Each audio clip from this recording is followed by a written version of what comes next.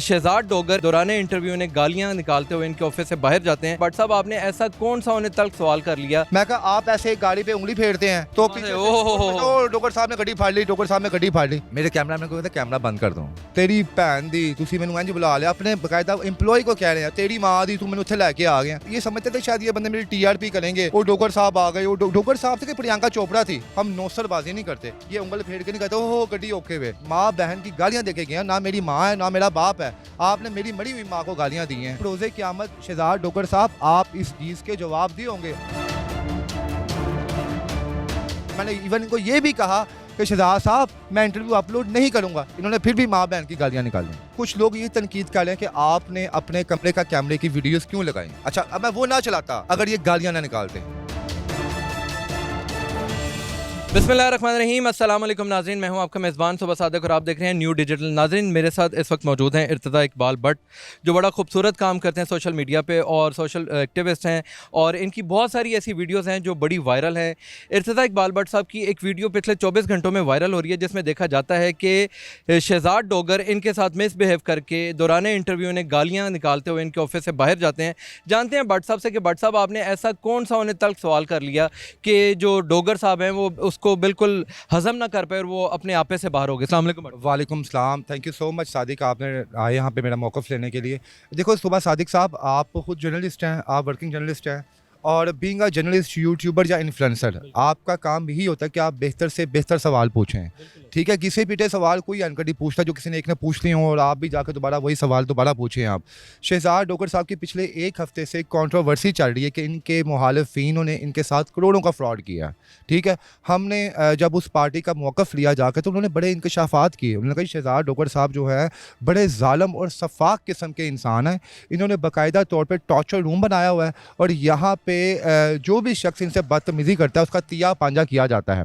उसके बाद उन्होंने ये बताया कि हम लोग जितने भी एजेंट्स या डीलर हजरात हैं, जो हमारी ज़िम्मेदारी है, जो 300-400 बंदा इनके साथ इनके मुताबिक है कि वो शख्स उस वक्त तक अपने घर में नहीं जा सकता जब तक वो 5 वीडियो अपनी फेसबुक से शहजाद डोगर साहब की जय-जयकार में शेयर ना कर दे। अच्छा जी, ये वो लोग देखिए उनका सवाल थे, मैंने उनके सवाल पूछ के इनसे ही पूछता था ना अगर कितनी इसमें क्लैरिटी है कितनी नहीं है। बिल्कुल। शहजाद डोगर साहब आते हैं हमारे पास और उसके बाद वो जो उनका एक रवायती तरीका कार है कि अपना असर रसूख दिखाने के लिए उनका लबो लहजा ऐसा होता है कि जैसे उन्होंने जगह कोई मारा हुआ है, ताकि अगले बंदे को ये भी एक ना टेक्टिक्स होती है किसी को नीचे करने के लिए कि ये बंदा ना दुराने इंटरव्यू में इसका गलबा मेरे पे तारी ना हो। लेकिन हम लोग दुनिया के मंजे हुए हैं, हमने दुनिया की ठोकरें खाई हैं, हमें पता है कि किस बंदे को किस हिसाब से टैकल करना है।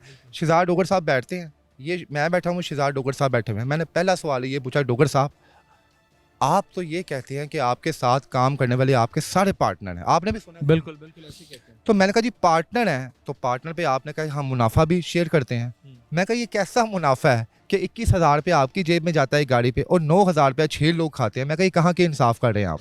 बिल्कुल ठीक, आपने बिल्कुल जायज़ सवाल। ठीक है सादिक साहब, और ये वो सारे क्वेश्चन हैं जो उनके ओपोनेंट ने कहा है। देखिए हमने क्लियर करना से नहीं ऐसा सवाल किया। फिर वो कहते नहीं नहीं वो आए बाएं शेयर करके जवाब घुमाते रहे। मैं कहा जी आप 8,000 रुपया एक बंदा कमाने वाला महीने का आज जब करोड़ों कमा रहा है तो उससे गरीबों का एहसास क्यों नहीं आ रहा? फिर मैं कहा आप भी एहसास करें ना, फिर आप भी उनको इक्वल दें, अपने बच्चे बाल बच्चे दाड़े नहीं नहीं हमारा तरीका कार मुख्तलिफ है, ये है वो। मैंने कहा वेल गुड, आपकी ठीक है। मैं कहा डोगर साहब ये बताया कि आपने टॉर्चर रूम बनाया हुआ वहाँ पे, फिर मुस्कुराए वो, मतलब वो मुस्कुराना जो था ना वो शर्मिंदगी का था कि इस बंदे को तमाम चीज़ें बड़ी भी नहीं कैसी पता है। उसके बाद तीसरा सवाल मैंने ये पूछा, डोगर साहब आप ये बताएं कि सुना है कि आप जब दूसरे शहर से लाहौर वापस आते हैं शहनशाह बाबर साहब का एक अहकामनामा जारी हो जाता है कि जनाब मैं लाहौर में आ रहा हूँ तो मेरा हर डीलर हर एजेंट 30-30 किलो फूल की पत्तियाँ लेकर निछावर करे मेरे पे ताकि दुनिया को पता चले शहजाद डोगर आ रहा है। क्या बात? किस किस्म के आपने असूल रखे हुए हैं वहाँ पे? मैं कहा आप ये बताएं कि आप किस हैसियत से ब्लैंक चेक रखते हैं उस बंदे का जो आपके पास काम करता है? उसके बाद मैंने पूछा जनाब कि आप सरेआम फ्रॉड कर रहे हैं। मैं कहा आप ऐसे गाड़ी पे उंगली फेरते हैं तो डोगर साहब ने गड्डी फाड़ ली, डोगर साहब ने गड्डी फाड़ ली। मैं कहा आपके दोस्तों ने ये भी बताया कि जनाब हमें पहले तैयार किया जाता है कि डोगर अगर उंगली फेरेगा तो उसे रोला पातना है। मैं कहा आप सब कुछ धोखेबाजी कर रहे हैं इस टाइम सोशल मीडिया के ऊपर। वो आपने बड़ा कूल मतलब अच्छे तरीके ऐसे अंदाज से मैंने आप करके सवाल पूछा उनसे। और उसके बाद ना ये अच्छा जब इंसान की मत मारी जाती है ना सुबह सादिक साहब तब वो अपने बनाए गए जाल में खुद ही फंस जाता है। बेशक है। ये देखें, आप सोचें कि मैंने इनको दोपहर को कॉल की कल, मैं कहा शहजाद डोगर साहब मैंने आपका इंटरव्यू करना है। मुझे कहते हैं भट्ट साहब आप अल जलील गार्डन आ जाएं जहाँ पे इनका कार्ड मेला लगता है। अच्छा। मैं किसी इंटरव्यू में बिजी था, मैं वहाँ पे जा नहीं सका। मैंने इनको फिर ये भी कहा, मैं कहा आप शहजाद साहब मेरे पास ना आए, हम कल पे कोई टाइम रख लेते हैं। लेकिन वो जब आपकी लिखी होती है ना, तो फिर आप खुद ही उसकी उस जगह के पे पहुँचते हैं, खुद ही फिर यहाँ पे आए। मुझे कहते हो मैं तो जियो समझ के यहाँ पे आया था। मैंने फिर कहा, मैं कहा अगर आप जियो पे भी आए होते, जियो ने आपको क्या करना था? आप में सवाल तो उन्होंने उसकी सहाफ़ी ने यही पूछने थे जो मैंने पूछे हैं। मैं जियो ना सही, मैं 2 टके का सहाफ़ी सही, जो भी आपने मुझे लेकिन भट्ट साहब आपका माशाल्लाह से बड़े तो काम उन्होंने आपने मुझे किया। कहा सुबह सादिक साहब, उसके बाद ना यकीन माने सादिक भाई, आप तो जानते हैं, आप फील्ड में मेरे साथ होते हैं, कि ये मैं सवाल पूछ रहा हूँ, ऐसे उन्होंने किया है। अच्छा। हम भी पूरे दिनों के हैं, हमने इस फील्ड में हाथ छानी हुई है भाई। उन्होंने पानी जब मांगा ना, मैं समझ गया था शहजाद डोगर पुर हो गई। खत्म है। आपको वो अमरीशपुरी याद आ गया होना जो मैंने कहते कहा, कैमरे आप बंद डोगर कर। साहब इंटरव्यू नहीं देते, आगे कंटिन्यू नहीं करेंगे मेरे साथ। पानी पिया, मेरे कैमरा को कहता कैमरा बंद कर दो। मैंने भी, हम देखे, हम लोग अगर एथिकल ना होते। भट्ट साहब ये वाकई आपने एथिक्स दिखाए हैं अपने कि आपने वो नहीं, अब मेरी बात सुने। अच्छा, कुछ लोग ये तनकीद कर रहे हैं कि आपने अपने कमरे का कैमरे की वीडियोस क्यों लगाई। अच्छा, अब मैं वो ना चलाता, अगर ये गालियां ना निकालते हैं, अगर वो वहाँ पे इंटरव्यू फाइंड अप करते हैं ना, तो मैं इट्स ओके। मैं में वहाँ ये पे शर्म का मकाम है शहजाद डोगर साहब आपके लिए कि आप एक शख्स को गालियां दे रहे हैं सिर्फ इस वजह से कि आप उसका जवाब देने के कायल नहीं हैं। आपके पास वो अल्फाज नहीं है कि जिस बंदे ने आपकी तिया पांजा कर दिया, जिसने आपकी तितर बितरी पकड़ ली, आप उस बंदे के आगे आके बिल्कुल आपकी ज़ुबान बंद हो गई थी। अच्छा भट्ट साहब, उसके बाद फिर क्या हुआ? अच्छा, उसके बाद वो बाहर आते हैं, तेरी भैन दी तुसी मैनू इंज बुला लिया, अपने बकायदा एम्प्लॉय को कह रहे हैं तेरी माँ दी तू मैनू उत्थे लैके आ गया। यार उस बेचारे का क्या कसूर है? हमने आपको कॉल की, आपको पता था कि आप ये समझते थे शायद ये बंदे मेरी टीआरपी करेंगे। वो डोगर साहब आ गए, वो डोगर साहब से कि प्रियंका चोपड़ा थी क्या? हम आते थे, हम इनको चाय पानी पूछे, हमने पूछा चाय पानी पूछा। सुबह सादिक साहब यकीन माने, देखें सेल्फ रिस्पेक्ट हर किसी को अजीज है। हम थोड़ा कमाते हैं, रिस्क हलाल कमाते हैं, हम नौसरबाजी नहीं करते, ये उंगल फेर के नहीं कहते हो गड्डी ओके वे। हम 30-30 हज़ार रुपये एक गाड़ी से नहीं कमाते, ठीक है।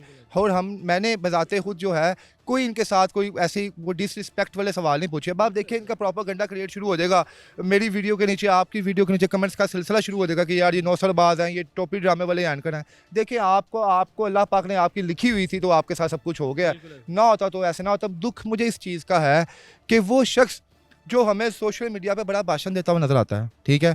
आप डॉक्टर सुबैल साहब के साथ जाते हैं, डॉक्टर सुबैल साहब हम सब के प्यारे हैं, हम हमारे वो आइडियल हैं। डॉक्टर साहब, हम उनके मौत के दिन उनके पीछे तराबियां पड़ी। डॉक्टर साहब जो हैं उनकी ज़बान में अल्लाह पाक ने वो मिठास दी है जो शायद किसी के नसीब में नहीं है। आप उनके साथ रहते हैं, आपको ये नहीं पता कि हकूकुल अबाद और हकूकुल अल्लाह में कितना फ़र्क होता है। हम उम्मत मोहम्मदी के जो हैं वो आप सब उम्मती हैं। आप हमसे तो तमीज़ से बात करें। आप माँ बहन की गालियाँ देखे गए हैं, ना मेरी माँ है ना मेरा बाप है, आपने मेरी मरी हुई माँ को गालियाँ दी हैं।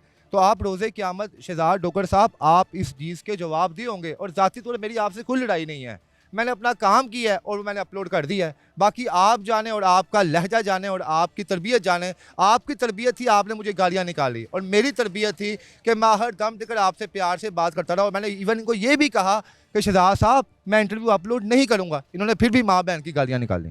बाकायदा मुझे साथ ही साथ धक्के दिए गए यहाँ पे।